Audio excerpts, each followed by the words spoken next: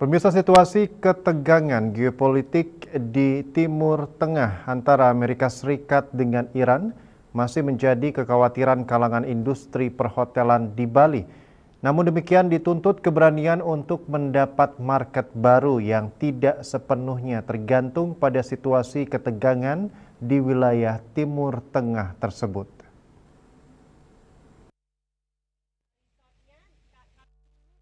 Dampak ketegangan di Timur Tengah terhadap industri perhotelan di Bali cukup dirasakan, terlebih mencakup lonjakan biaya operasional akibat kenaikan harga minyak, merosotnya tingkat hunian dan pembatalan kunjungan wisatawan mancanegara. Pelaku industri pariwisata di Bali bahkan harus mengubah strategi pemasaran untuk mendapatkan market yang baru. Pasar wisatawan mancanegara khususnya dari Eropa, Amerika Serikat, dan Timur Tengah mengalami penurunan yang sebagian dipengaruhi oleh pembatalan dan gangguan penerbangan. Situasi tersebut cukup mengkhawatirkan bagi industri pariwisata khususnya perhotelan.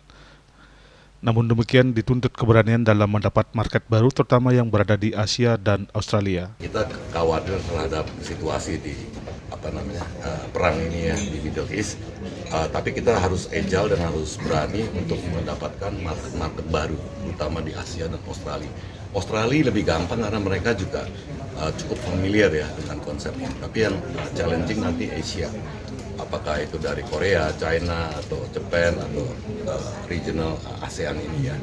Nah ini yang challenging karena kita harus edukasi terus. Makanya perlu waktu mungkin 2-3 tahun tadi saya.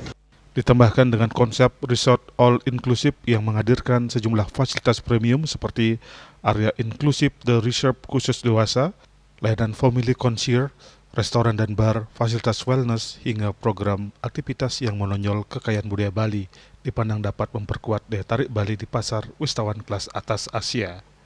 Rai Suwantara, Bali TV.